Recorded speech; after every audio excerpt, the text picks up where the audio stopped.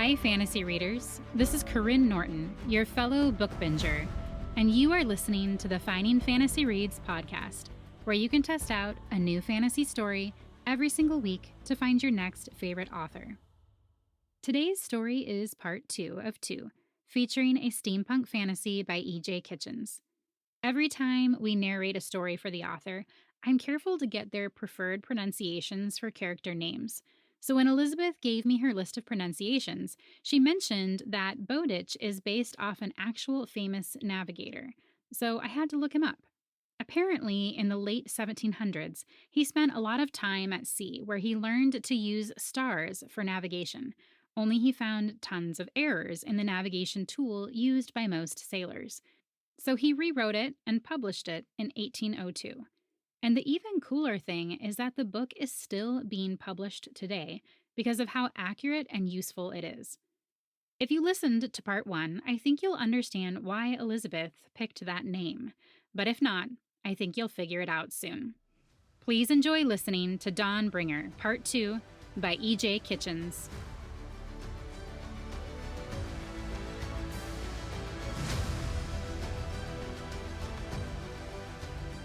Chapter 5. Bertram had the distinct feeling he was going to be late for school. It happened often in his nightmares, but never, either in real life or his dreams, because he was following a beautiful smuggler through a forbidden cave carrying ancient, priceless books destined to help overthrow a cruel regime. Well, at least he was sure he could get an excuse from the teacher. He wasn't so certain he'd get one from the students, though. He barely stopped a chuckle from escaping. He really needed sleep, or more excitement than the indeterminable thanks to the fairy curse length of time they'd been plotting after the automaton on the guard's route had provided. "Whatever you're wishing for, stop it." Mariana shook him gently by the shoulder. "What?" He rubbed his eyes. "You were mumbling to yourself, and now we're approaching a lighted hallway. What's bad about that? It could be the way out. It could also be occupied by guards." "There you go, spoiling my dreams." He gave Mariana a sideways glance. He'd collected a guard's jacket and hat for her, and she wore them now. The disguise probably wouldn't fool anyone, but it made him feel better to have tried.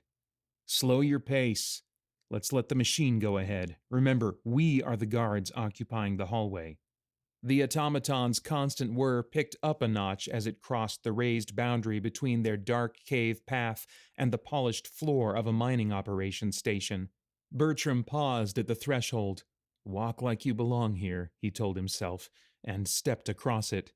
It didn't prove too difficult a task, that walk, as the only guard they passed was more interested in hiding the flask he'd been drinking from than in noticing the woman doing her best to hide between Bertram and the wall without appearing to do so. "You enjoyed that," Mariana whispered as soon as it was safe. "What?" Bertram asked, innocently. "Glaring at the man as if you were considering turning him in." Bertram grinned. "Oh, that. That wasn't fun. It was purely a distraction technique." "Uh-huh." Mariana's mouth curved into a charming half-smile, one Bertram found more than a little distracting. "Let's argue the point over dinner sometime, shall we? And return your face to its appropriate stoicism, or else we'll never pass ourselves off as guards," he said.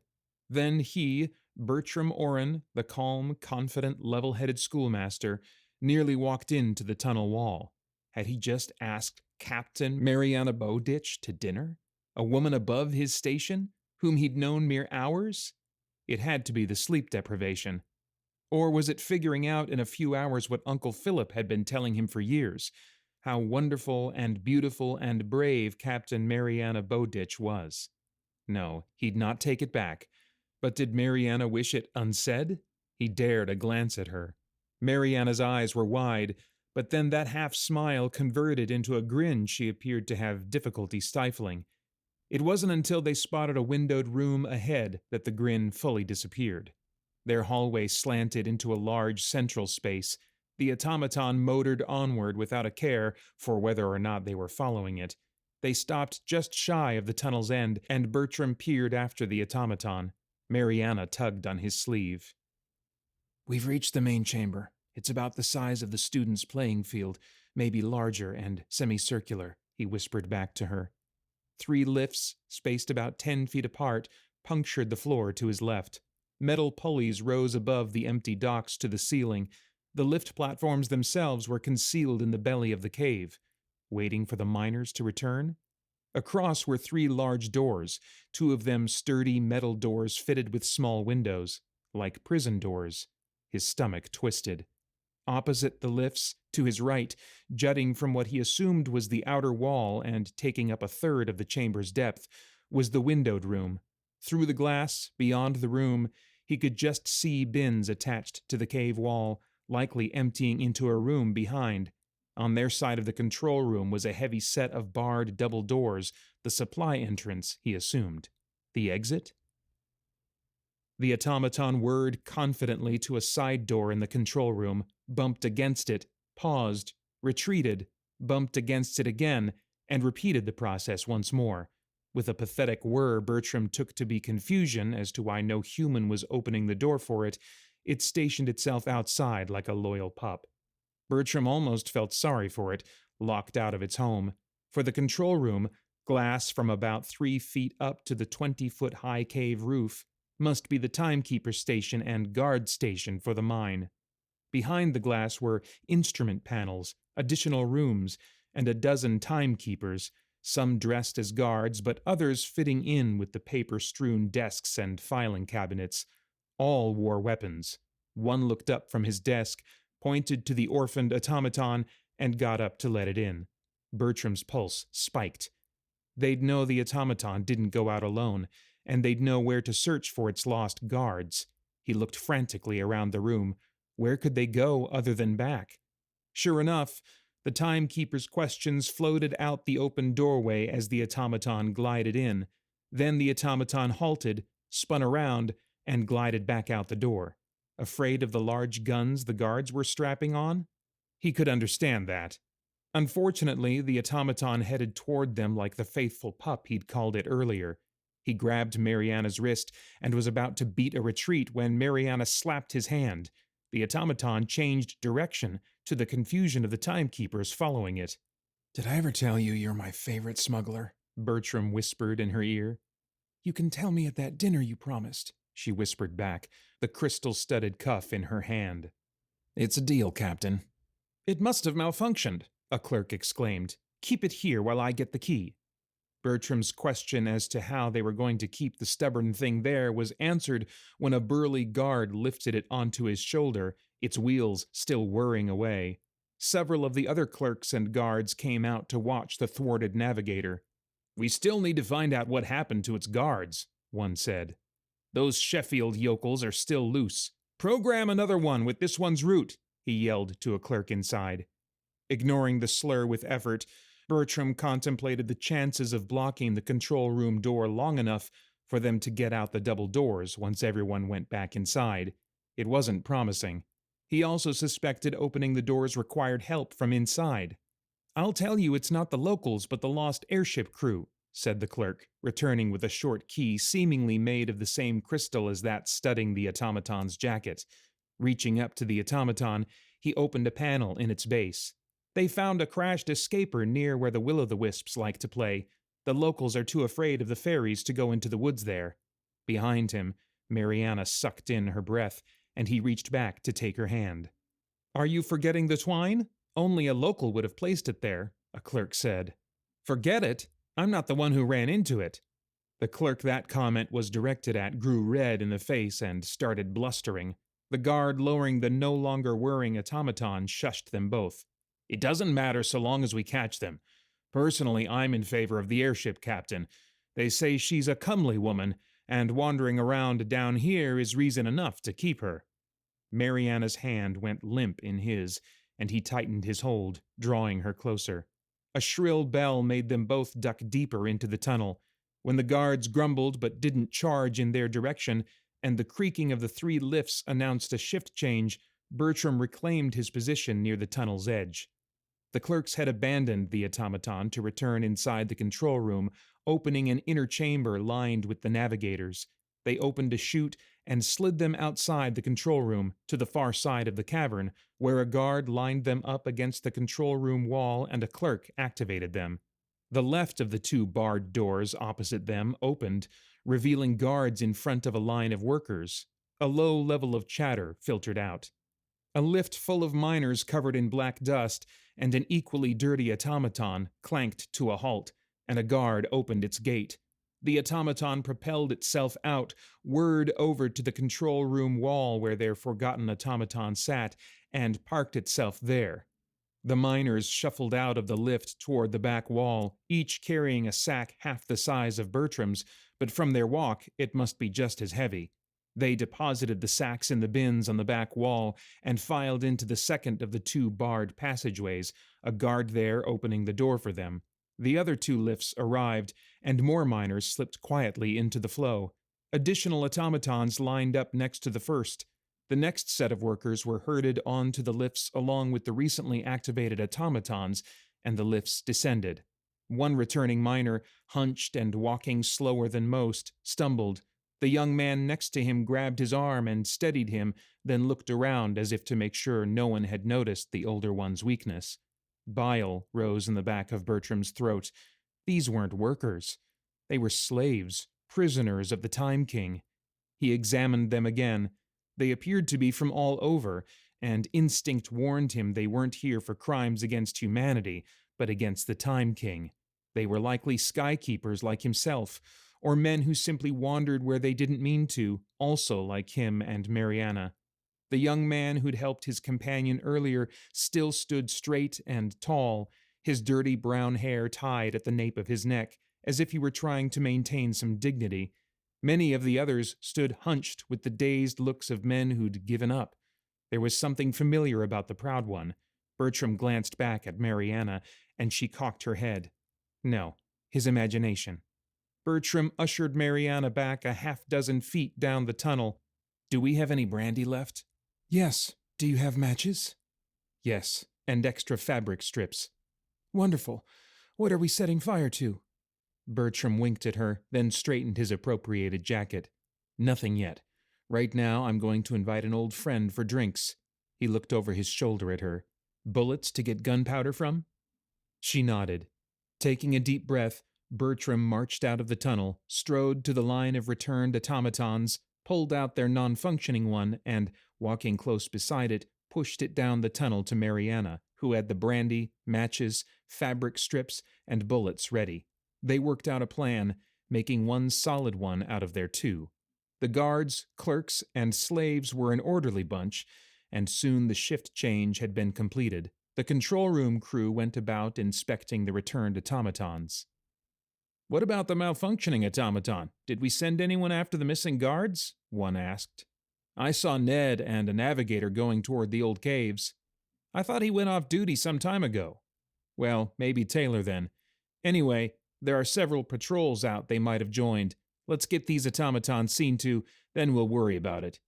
As soon as the control room door shut behind the last of the timekeepers, Bertram uncorked the brandy, but he hesitated. "I feel rather bad about this. What if those poor men get trapped in the mines?" "They won't, Bertram. The timekeepers will have everything they need to repair the two lifts we'll damage, and as soon as we get out, we'll make sure skykeepers all over the world know about this place. We'll figure out some way to free these men, just like we'll figure out a star clock and navigation." "Yes," Bertram said, his tone odd as the "we" in her statement, however she meant it, hit him as personal, like a two-letter navigator that might take his life in an unfamiliar direction. One he wasn't sure he wanted to go. But did his want, or lack of, matter?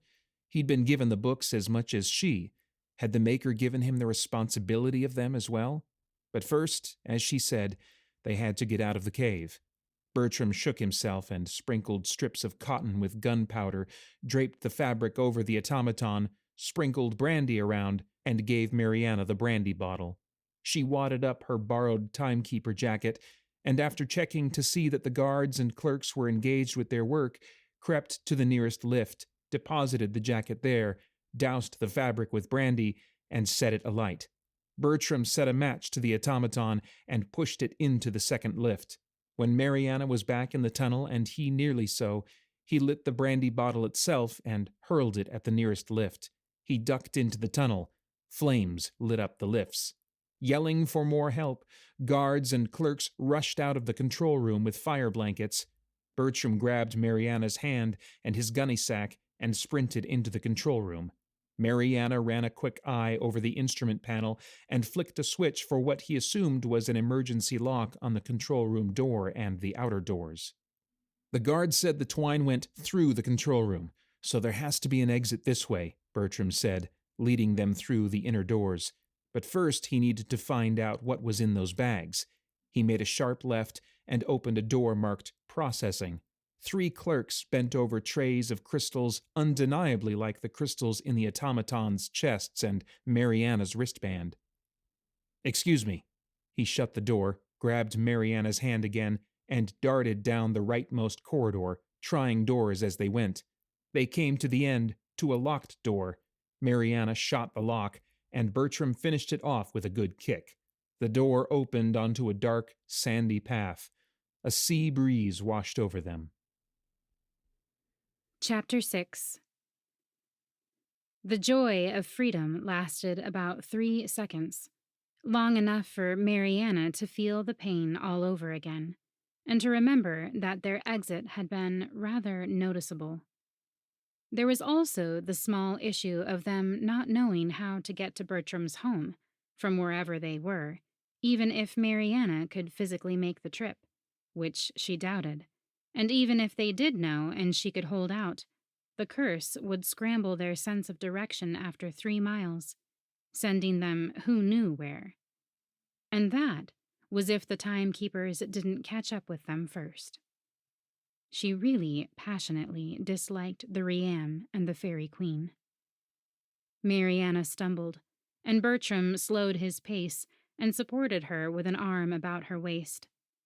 The roof of the cave, or a tunnel in a cliff at this point, rose rounded and weathered smooth above them and extended out to a flat face of rock with an opening on either side, creating a noisy, roughly T-shaped tunnel. They slowed as they reached the rock face, and both glanced over their shoulder. The lock on the control room door and outer doors was still holding, but it wouldn't keep the guards inside long enough for them to disappear out of sight along the beach. To their left, the cave opened out to a flat strip of rock next to a pebbled beach. Judging by the markings, it was an airship landing pad. The vehicles used for loading and unloading were likely stored in the small cave just visible beside it, for they hadn't been in the main chamber. To the right, she could see the end of a pier. Mariana stepped to the left. "We should try for a vehicle. Surely they go to town occasionally and have automatons set to go there." Bertram stopped her with a gentle pressure to her side and guided her to the right instead. "These don't go to town. It's a small island. We'd know." Choosing to be grateful for his knowledge rather than argumentative, she let him direct her out to a gravel road leading to the pier. Blinking against the light, the brightening was past, but she had no way of knowing how far into the day it was. She spotted 2 small boats bobbing in the waves next to the pier. Fishing vessels for the amusement of the guards? Each had an automaton in it, so they must go further out than the rim of the sheltered cove they were in. "No," Bertram said. With a slight pressure to her side, he turned her away from the pier to face the rock cliff behind them. He hurried them along for several yards parallel to it. Mariana pursed her lips as she trotted to keep up. Bertram would make an excellent dance partner. He was very good at directing without verbal communication. But they were not currently dancing. "I'm not one of your students that you can direct me without explanation and consultation," she said testily, as he hid them behind a bulge in the cliff face. He released her and knelt to rummage in his gunny sack. "I understand that the fishing vessel's automaton will loop the boat back around here eventually," she continued. But perhaps we could change its course as we did the navigator inside. I can't run along the shore until reaching a village, she scoffed. I couldn't even if the curse wasn't going to drive us from the shoreline to who knows where after 3 miles. Even if the timekeepers weren't likely to catch us first. We could use some help, Maker. Some patience with each other, too.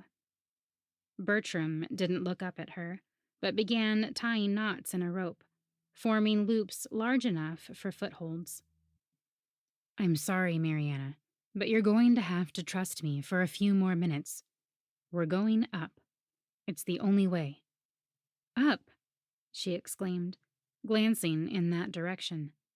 The cave was the belly of a nearly sheer cliff, weathered dark rock at the base transitioning to a green, shrub-covered hill at the top. But trust me, please. Bertram's look as he stood was apologetic, yet firm. Her shoulders sinking, she nodded.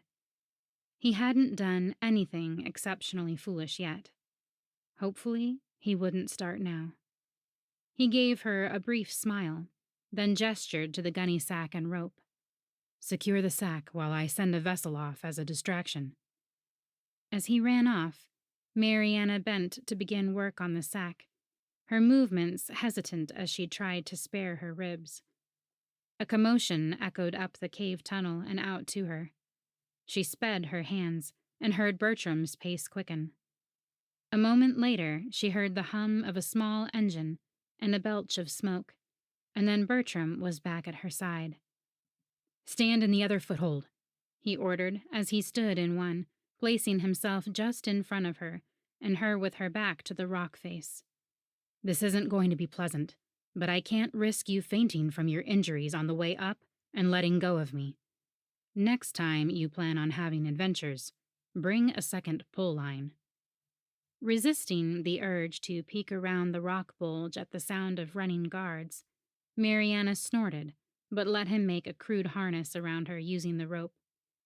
He gripped the sack with its precious treasury of books between his knees.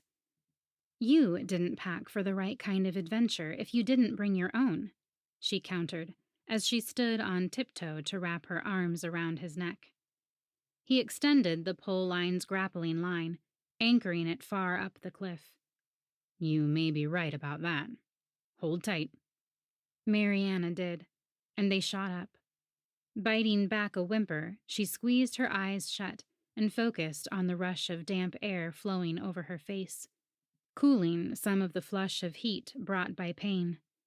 She felt them slow as they approached the anchor, then heard the slight hiss of the smaller hooks deploying to stabilize them to the cliffside. They shifted slightly as Bertram released the main anchor and reattached it higher up. We're off, he whispered, and they shot up again. As they slowed and came to a stop, Mariana felt shrubs brushing against her. The process repeated. Somehow they made it over the rounded cliff top, disentangled themselves, and rested a few minutes before Bertram handed her hardtack and the canteen and hauled her to her feet. The view of the blue expanse of sea was stunning, except for the timekeeper vessel chasing another they'd soon realize was empty. The view of the island was stunning as well, green hills and valleys and inlets of the sea, but no village within 3 miles, and no conveyance. Bertram grabbed the sack with one hand and took her hand in his other and set them off, following the coastline. They knew when they had gone 3 miles, when they suddenly veered inland and her head spun if she so much as looked toward the coastline. If they didn't stop now, the curse would send them off in who knew what direction, or just in circles for as long as they stayed on the move. If there were 3 people or more in a conveyance, one could sometimes trick the curse into letting one go 7 miles, but no more, if one changed human navigators before each 3-mile limit. But it was difficult to know when to change, and for 2 people walking, the curse seemed to consider them both navigators and only allowed 3 miles and no tricks. Not far ahead, a rock outcropping formed a mound that was overgrown with some type of fern with long fronds and stemmy shrubs with tiny leaves, the petiteness of the latter's greenery making up for the largeness of the former's. Let's rest here. If we sleep, we should be able to reset our 3-mile scramble distance. Mariana headed for the mound, and Bertram wearily followed, settling down a few feet from her. He offered her more medicine, which she took, and a book as a pillow, which she refused, neither favoring the fairy-tainted smell of the things or the thought of any dampness from the ferns seeping into the pages. We'll have to get a shipping schedule from one of the timekeeper stations somehow, she said as she settled in as comfortably as she could, and find out where we can rendezvous with Davy and your Uncle Philip and give them the book on the star clock so Davy can build it. Before or after that, I know a skykeeper printer who'll copy the books for us. Darius Lockley and his niece Karyne will also help distribute them to the other skykeepers. Bertram was silent, and Mariana looked over at him, his face barely visible through the greenery. His expression was thoughtful, troubled. Mariana bit her lip. We'll have to. We can. What we? She was the one on the run now. It was better for the timekeepers to suspect her of being in the caves and never find her than blame an islander with nowhere to hide. She was the one with skykeeper connections all over the world and a reason to keep on the move to see them. Bertram could go back to being a mild-mannered schoolmaster and stay in Sheffield-on-the-Sea getting plump and gray. She'd be selfish to want to change that. She had no ship. She might as well disappear anyway. I know Darius and Karyne, Bertram said at last. They're my brother-in-law's uncle and cousin. Karyne's twin brother was on your brother Kingsley's ship when it disappeared. Sorrow momentarily eclipsing her surprise at the connection, Mariana closed her eyes, remembering again all the men who'd followed Kingsley on what had turned out to be a foolhardy venture, who'd perished with him. And she wondered which of her own crew had perished in the storm, leaving the ship on her orders. I'm sorry. It was his choice to go. Mariana was silent for a moment before forcibly dragging her thoughts out of the pit they were digging. She wasn't impulsive, but she was a captain and used to making decisions, big and small, fast. She'd already decided about Bertram and about what she'd give up for the truth in the books to get out, but she couldn't expect Bertram to do the same so quickly, or to choose the same path either. I had forgotten so many of you from Sheffield-on-the-Sea end up in the Bowditch cruise. There aren't many opportunities on the island, so a lot of the young men and women leave to seek out work. Your family's known to many here as respected captains and as fellow skykeepers, so they go to the Bowditch ships for work first. You could say we trust your family with our own. She gave a weak smile. You love Sheffield-on-the-Sea, don't you? She was certain Bertram could have gone anywhere and done anything he wanted, become wealthy and lived in Raiden, home to glittering theaters and concert halls and art galleries, and even the Riam and much of the Vannon family, his descendants. But Bertram had stayed here, a humble schoolmaster and a ranger of smuggled goods. Yes. She heard the tension in his voice and fell silent. Her heart aching along with the rest of her, Mariana fell into a sleep of exhaustion. Chapter 7. Mariana was awakened some time later to a very large, whiskery mouth snuffling its way over her face. Forcing herself to stay still despite a sudden urge to dart away, she opened her eyes to look up the muzzle of a thick-furred, light brown horse.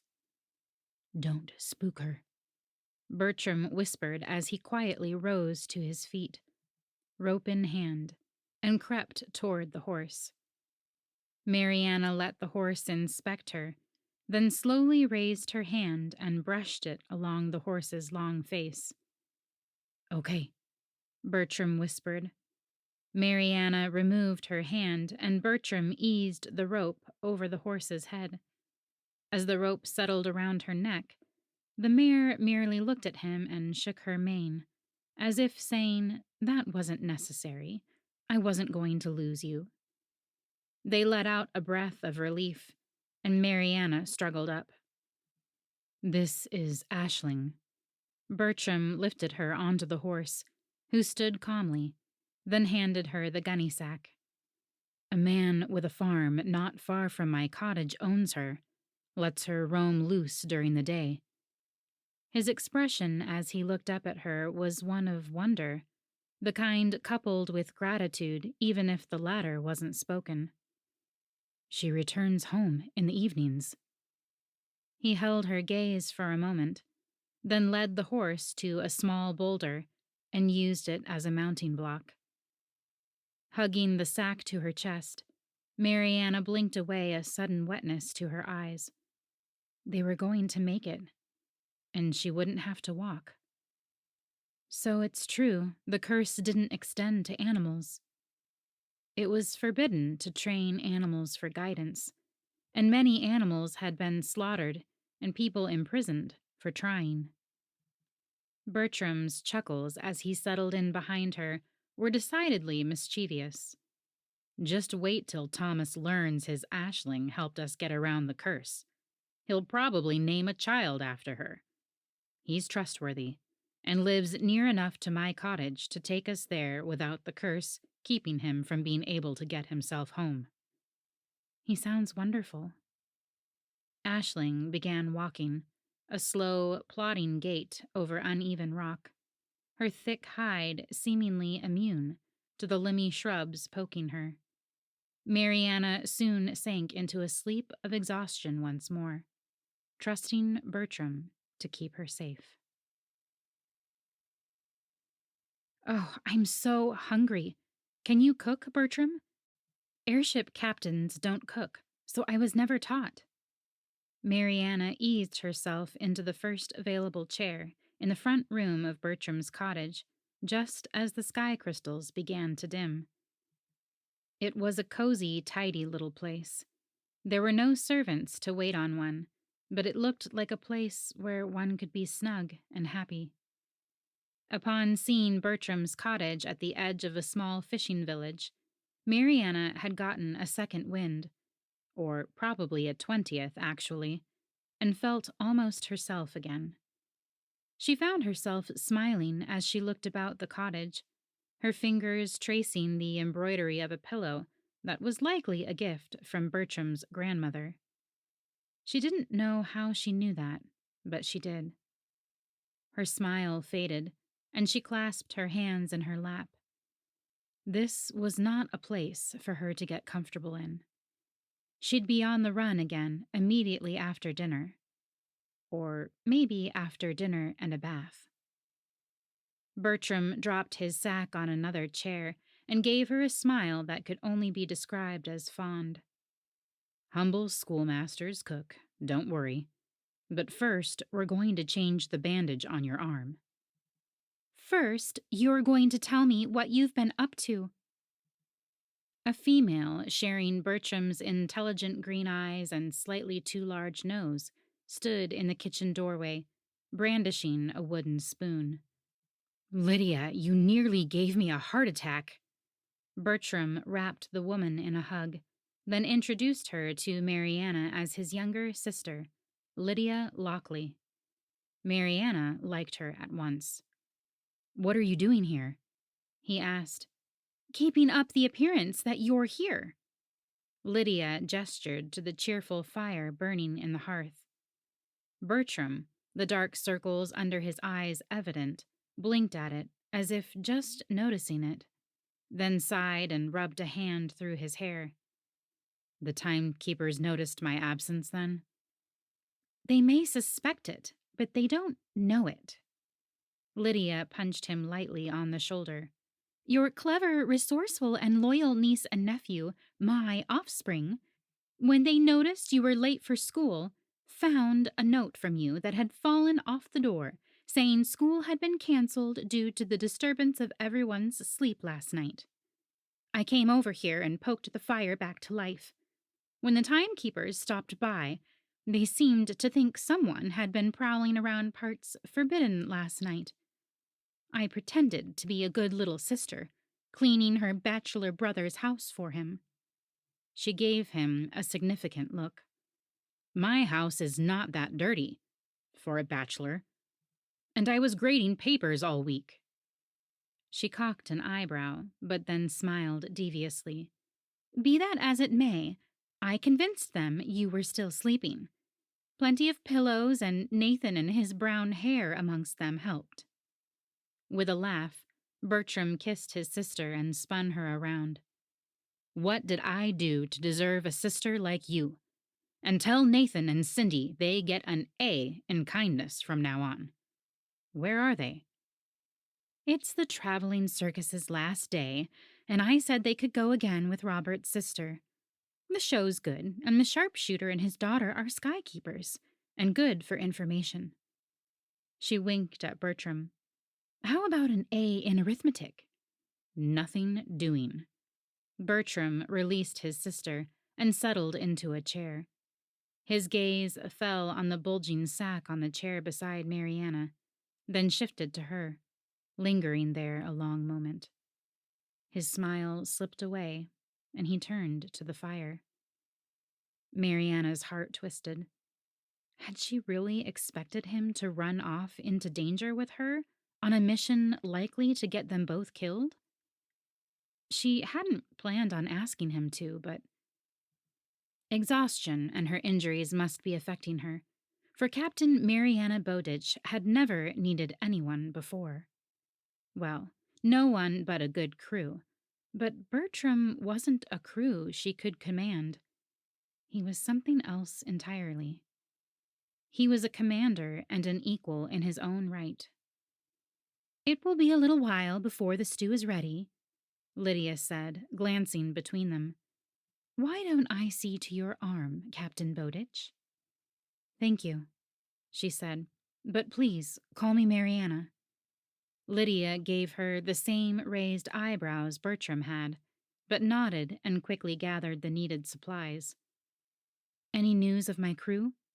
Mariana asked as Lydia knelt beside her. Banged up, but no worse off than you, from what I've heard. 2 more turned up this morning. With you, everyone is accounted for. They were divided up between villages to be looked after until a transport ship arrives to take them off island.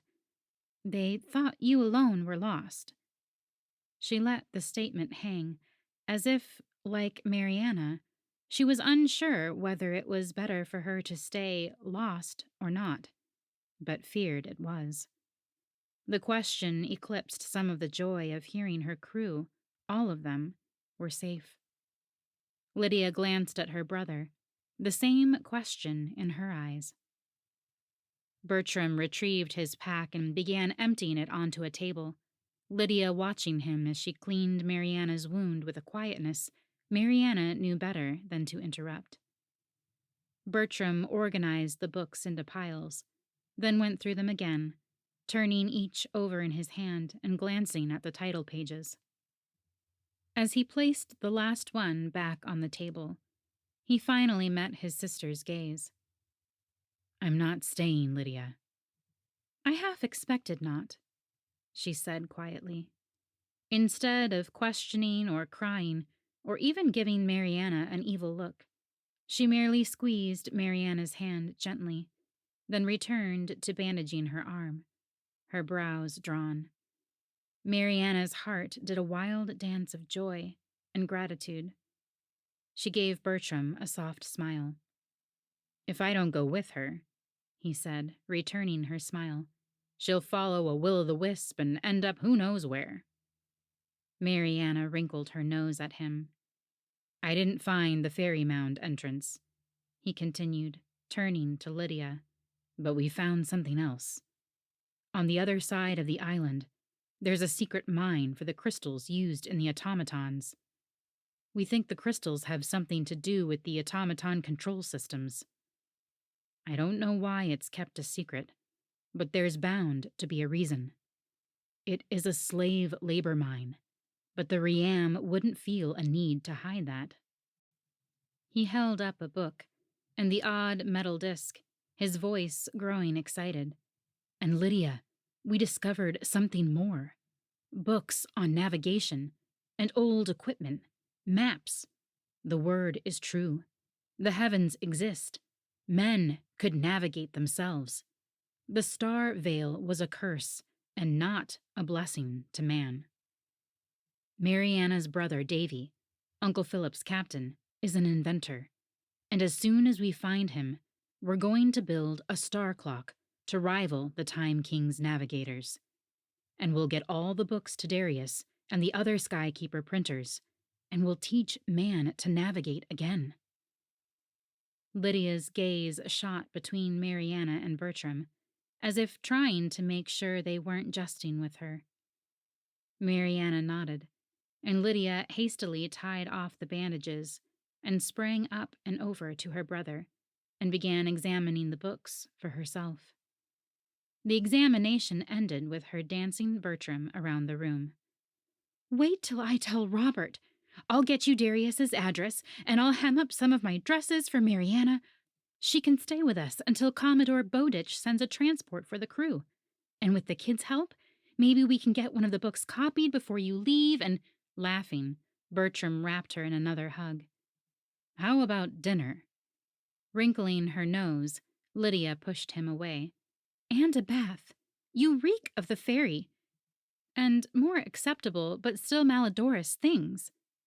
With another laugh and a shrug, Bertram released her. His expression, like his sister's, was one of happiness and contentment, belonging, and it awakened an ache in Mariana for her own family. But at the moment, her crew was the closest thing to family she had. She needed to see them, not just hear they were safe. She needed to get out of Bertram and Lydia's hair for a while. She wasn't their family, and she didn't want to intrude any more than necessary. "I hate to ask, but would it be too much trouble for me to see one of my crew? Is one being quartered near here? I can walk, if you'll direct me," Mariana asked, rising. "Not at all." Lydia gave her an understanding smile, and Mariana got the feeling she really did understand. "Bertram, take her to my house. She can bathe and change into one of my dresses there while you come back here. You can take her to the Lawsons later." "Are you avoiding goodbyes, Bertram?" Mariana asked as the old-fashioned horse-drawn cart lumbered toward the Lawsons' home later that evening. Mariana cautiously adjusted herself on the stack of books she was sitting on to put her more at Lydia's height. They'd thought it best for her to pretend to be Lydia as they drove through the gas-lamplit village. "I'm an airship captain and a Skykeeper smuggler," she continued. "I've had a lot of possible last nights with family. You don't have to accompany me tonight. Drop me off, go back, and I'll find my own way back. It's not far, you said." Bertram chuckled, and it was an almost normal chuckle. "And I'm a Skykeeper who hunts for fairy mounds in forbidden forests. I've had those too. If I go with you now, my sister will pack for me and clean my house." Mariana sputtered in surprise, then shook her head, unable to stop a smile. "You're a spoiled big brother. You know that, right?" Judging by the curve of his mouth, he knew that very well, and didn't mind a bit. "She's a spoiled younger sister." "So was I, but I didn't spoil my brothers that much. Not that I had a chance with all of us on different airships. But speaking of sisters," she said as the stack of books wobbled underneath her as they hit a rut, "do I have to sit on this precarious tower? I feel like a 6-year-old unable to reach the dinner table without help. Not unless you want my reputation ruined and a forced introduction to all the gossips in the village.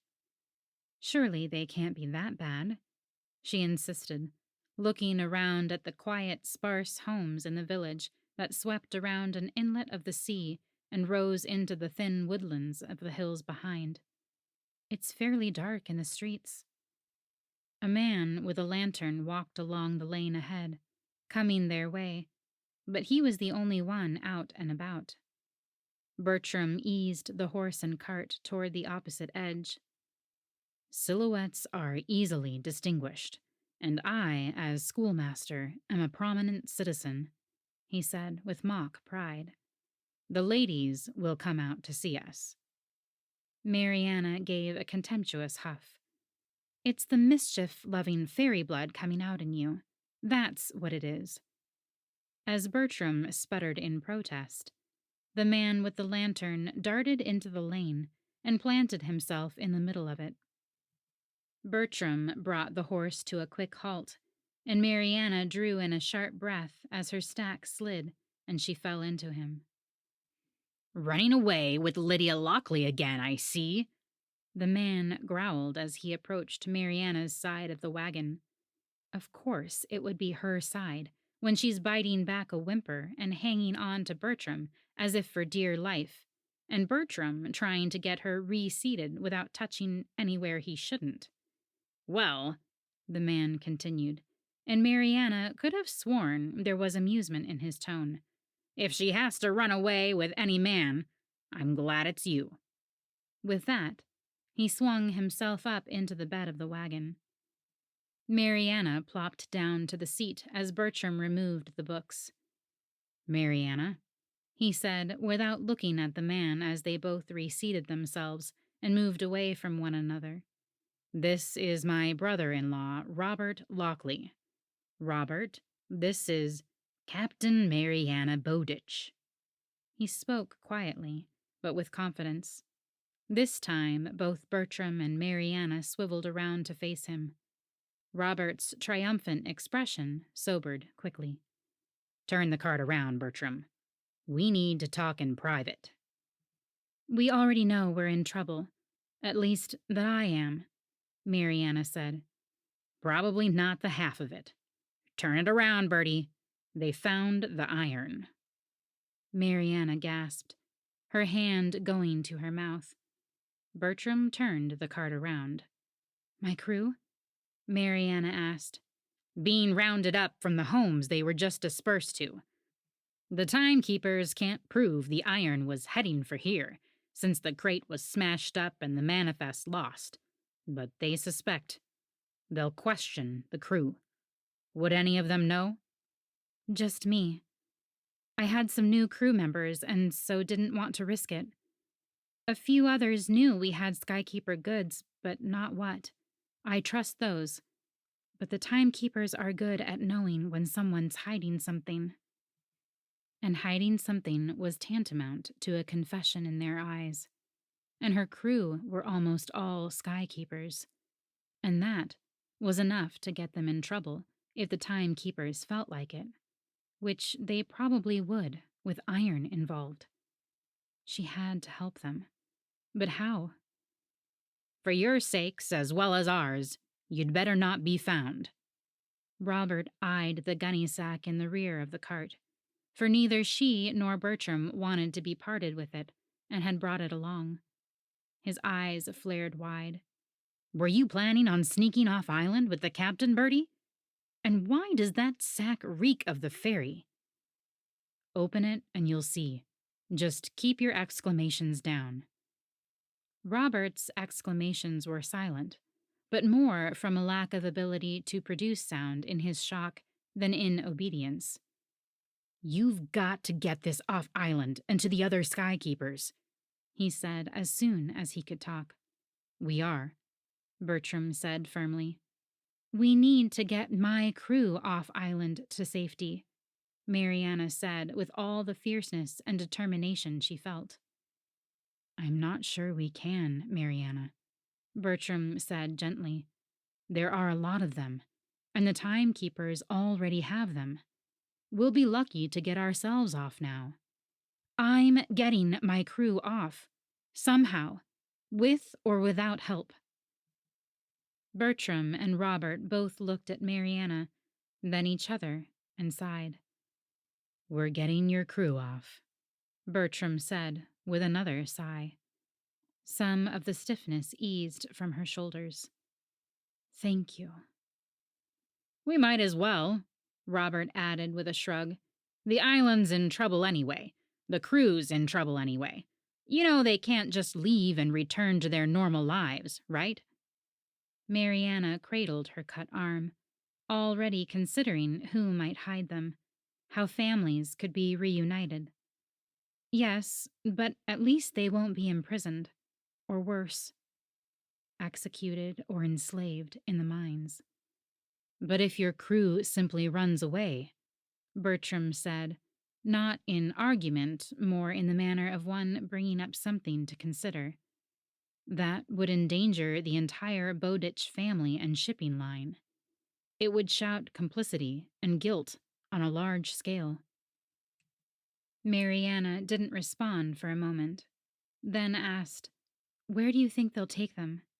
I don't want to endanger my family, but nor would my father want me to abandon my crew. He would tell me to save them. Bertram gave her hand a quick squeeze, then urged the horse into a faster pace. My guess is the warehouses next to the timekeeper station, at the airship port, the official one. The merchant ships are in at the seaport, and those warehouses will be full. We'll have to use the bridge. We'll have to let them die. Robert's grin was devious, and the gleam in his eyes decidedly malicious.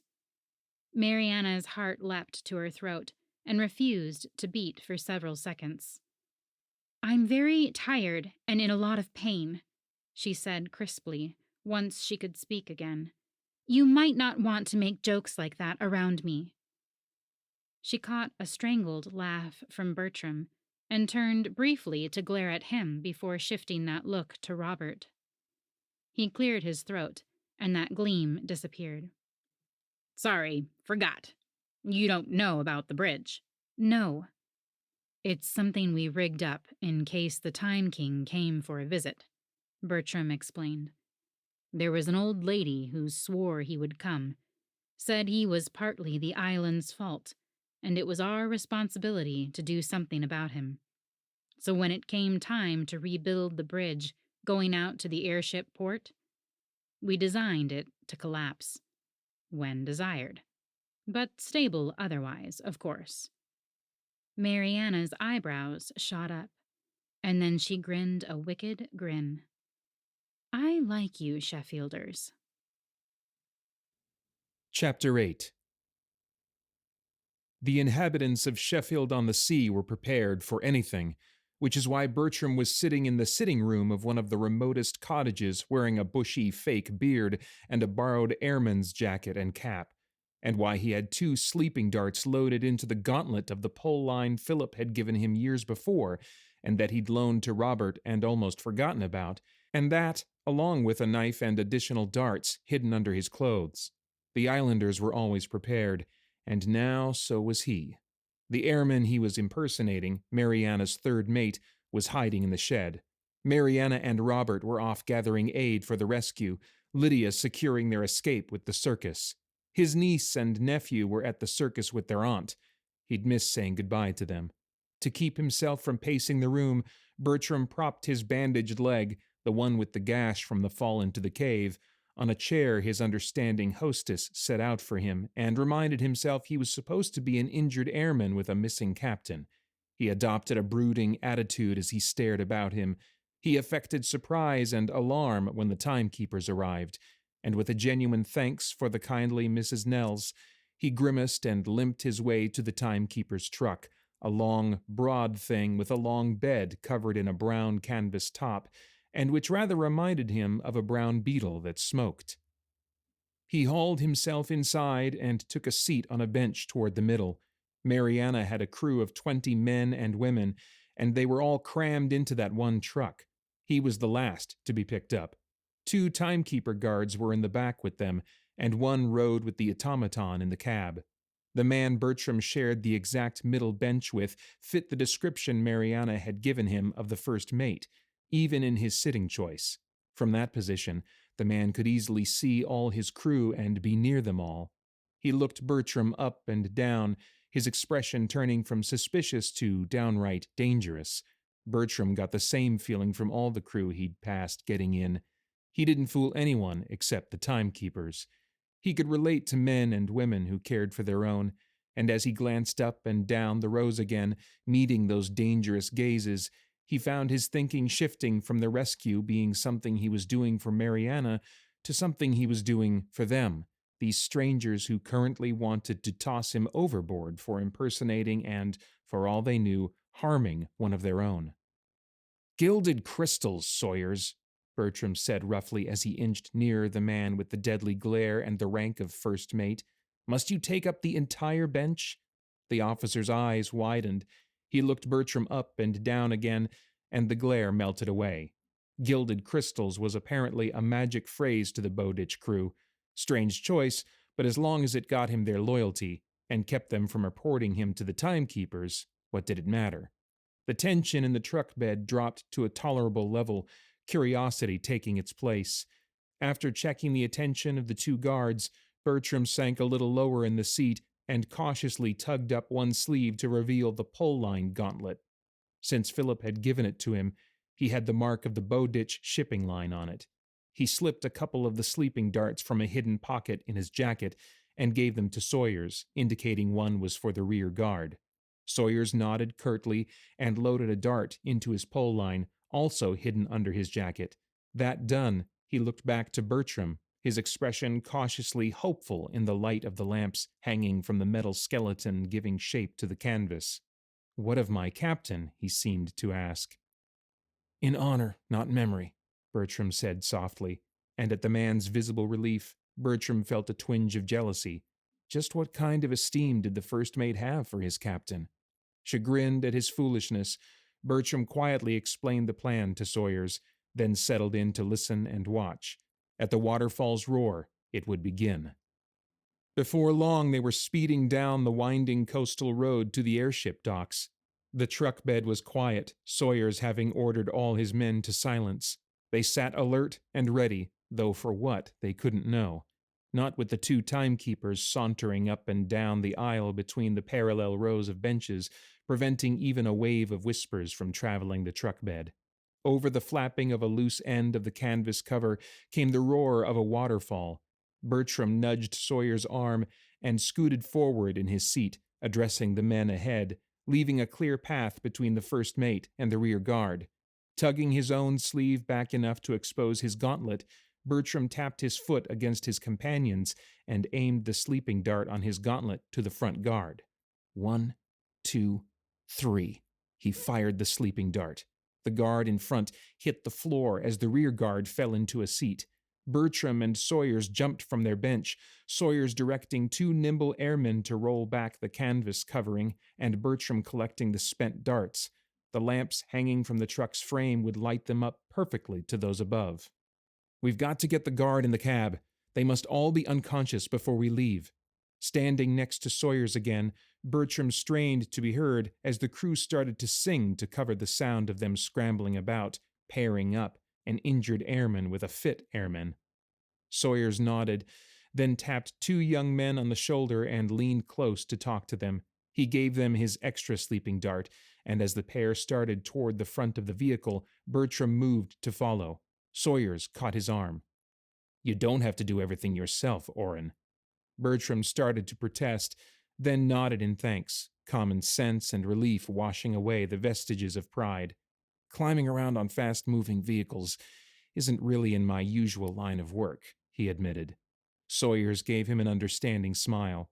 "It's not a job I'd recommend taking up at our age." "Speak for yourself," Bertram replied in mock gruffness. "I'm still in my prime." He looked to the sky at their rear and pointed to the yellow lights outlining a glider soaring toward them. "Young enough to enjoy flying." The airman's face lit up with a grin as he followed Bertram's gaze. I've missed being in the air. He sprang into motion, another officer joining him in lining up the pairs of airmen under the open top, 2 pairs on the left, 2 on the right. The officers watched the approaching glider, then signaled the first set of pairs to deploy their pole lines to the wings near the body of the craft, then the next set to the wings near the tips. The ship dipped as the lines attached and the 8 men flew up, but the ship rose again, veering away and soon clearing the cliff top ahead. Thanking the Maker for the nearby hangar and the flying club of brave skykeepers willing to take a risk, Bertram turned his attention back to the sky behind. "Here's the next one!" he cried a moment later as the 2 young airmen climbed back into the bed with the unconscious guard held between them. Bertram collected the stun dart as Sawyers and the other officer directed the exit of 8 more men and women.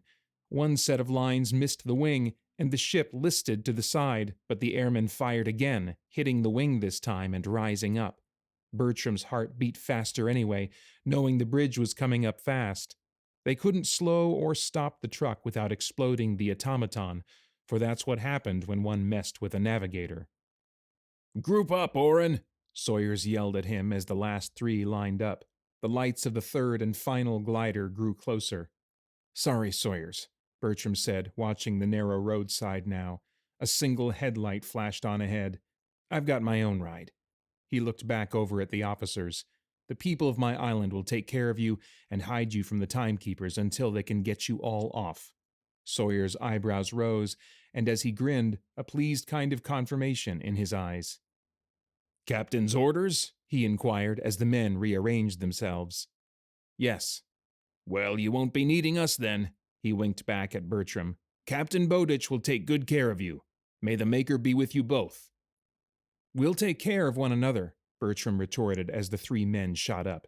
He picked up one of the unconscious timekeepers as the motorcycle neared and dragged him to the side of the truck. He could just hear the roar of the second waterfall ahead, whose torrent poured under the cleverly designed bridge and into the sea.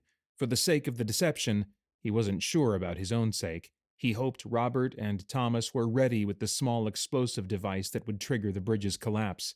Driving the motorcycle with all the confidence he'd expect from her, Mariana pulled up alongside the truck, bringing the small trailer she towed even with him and as close to the truck's side as she dared, and she dared pretty far, fortunately for him. Grunting, he lifted the timekeeper onto the railing and dumped him over and onto the trailer. "Hurry!" Mariana cried. "Bridge coming up!" Bertram hefted the next one, wondering how much the Maker cared about them caring for their neighbors. He dumped him overboard, figuring it would be best to assume the Maker cared a lot. "Bertram!" There was panic in Mariana's voice. Bertram grabbed the last man and threw them both over the railing. He landed on a guard and rolled off the pile of unconscious men as Mariana slammed on the brakes.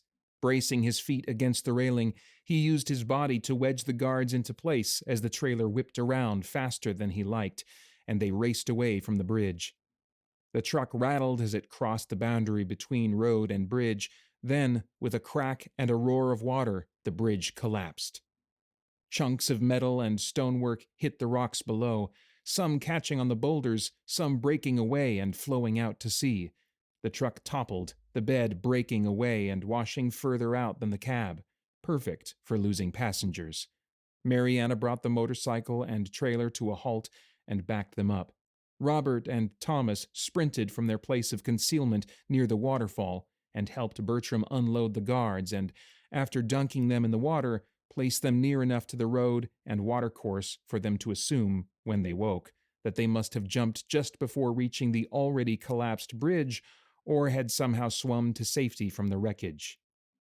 Bertram had convinced a few sailors to give up their hats to be found in the water to further support their story of a bridge that washed out due to the recent storms and all the airmen perishing due to their previous injuries and inability to swim to safety. That done, Thomas left them on Ashling and Robert took over the motorcycle and headed them toward the circus.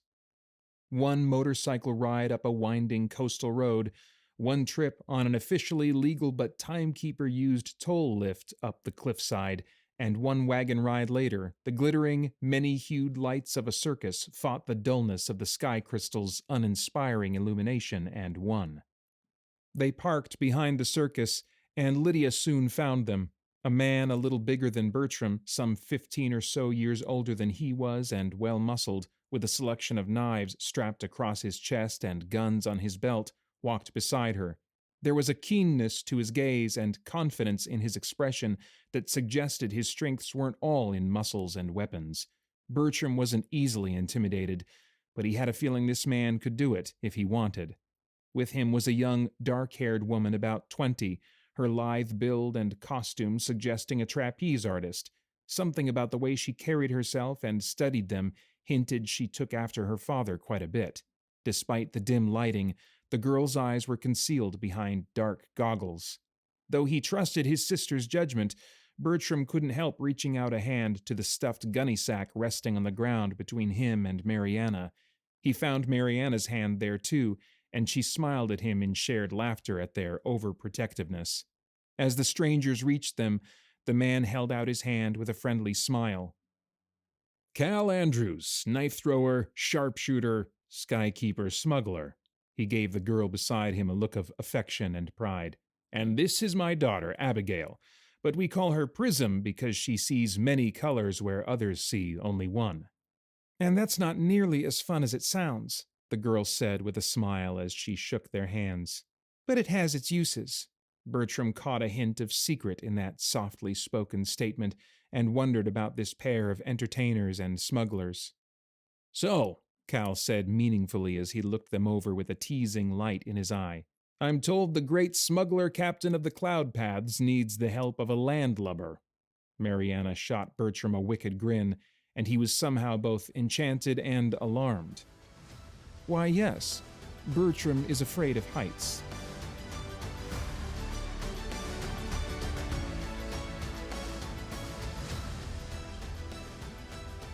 I hope you enjoyed listening to Dawnbringer Part 2 by E.J. Kitchens, narrated by Paeter Frandsen of Christian Geek Central and Karyne Norton. If you want to read more by Elizabeth, go to ejkitchens.com to find more of her books. She has 4 more novellas in the Star Clock Chronicles, so if you want to find out what happens from here, check out her other books. If you enjoyed listening to Paeter narrate the story, you might also enjoy listening to his podcast, Christian Geek Central, where he discusses movies, video games, and all things enjoyed by self-proclaimed geeks from a Christian worldview. If you haven't already, please subscribe to Finding Fantasy Reads. It lets you automatically download new episodes as they come in, but it also helps increase the podcast's visibility on podcast platforms, which helps both authors and listeners find the show, which helps me create more episodes, and the circle keeps going round and round. As always, thank you all for listening, and happy reading.